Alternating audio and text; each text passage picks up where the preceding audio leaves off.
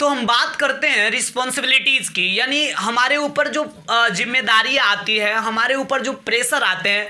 Generally हम लोग क्या होता है कि जैसे ही हमारे ऊपर रिस्पॉन्सिबिलिटीज आना शुरू होता है, प्रेशर आना शुरू होता है, तो हम घबरा जाते हैं, हम टेंशन करने लगते हैं अलग अलग बातों की कि हम अपने जिम्मेदारियों को किस प्रकार निभा पाएंगे। बट हमें इस बात से घबराना नहीं चाहिए बिल्कुल भी, क्योंकि ये जो रिस्पॉन्सिबिलिटीज है, ये जो प्रेशर है, यही हमारे जीवन को निखारने का काम करता है, ये हमारे ब्रेन को डेवलप करने का काम करता है। जितना अधिक आपके ऊपर रिस्पॉन्सिबिलिटीज आएगी, उतना ही ज्यादा आपका विकास होगा, उतना ही ज्यादा आप डेवलप करेंगे। जैसे मान लीजिए कि आपको हम एक छोटा सा एग्जांपल देते हैं। आपको पता ही होगा कि कोयला जो होता है, अगर हम कोल की बात करें कोयला का, तो देखिए ये 4 प्रकार का होता है कोयला, जिसमें एक होता है एंथ्रासाइट, ठीक है, एक होता है बिटुमिनस, और आगे चले तो फिर इसके बाद एक होता है लिग्नाइट और एक होता है पीट। और ये देखिए ये चारों जो हम प्रकार किए हैं कोयला के, ये कार्बन के मात्रा के आधार पर बांटा जाता है।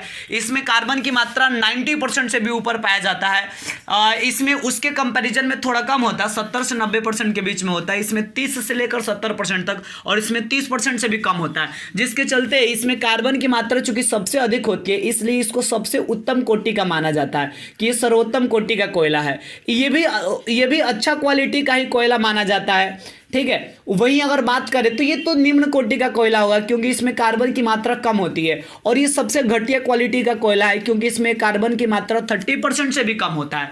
लेकिन आपको बता दें कि पृथ्वी के सतह के अंदर, जैसे मान लीजिए कि अर्थ है, ये अर्थ है, और पृथ्वी के सतह के अंदर लाखों करोड़ों वर्षों तक, ठीक है, जीव जंतुओं और पेड़ पौधों के अवशेषों के, जीव जंतु हुआ या फिर पेड़ पौधे हुआ, जीव जंतु और पेड़ पौधों के अवशेष के लाखों करोड़ों वर्षों तक पृथ्वी के अंदर दबे रहने के कारण कोयला का निर्माण होता है। तो देखिए सबसे पहले पृथ्वी में अगर कोयला का निर्माण होगा तो वो होगा पीट का निर्माण होगा।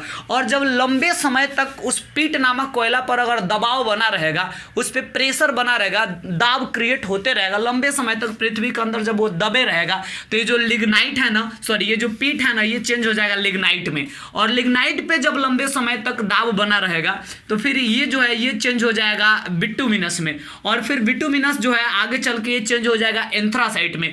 अब आप सोचिए कि सबसे घटिया कोटि का कोयला था और प्रेशर के कारण, पृथ्वी के अंदर दबे रहने के कारण वो अंततः सबसे उत्तम कोटि का कोयला बन गया एंथ्रासाइट। और इतना ही नहीं, अगर एंथ्रासाइट पर भी लंबे समय तक दाब बना रहे तो ये चेंज हो जाता है ग्रेफाइट में, जो काफी ये भी एक महंगा पदार्थ होता है।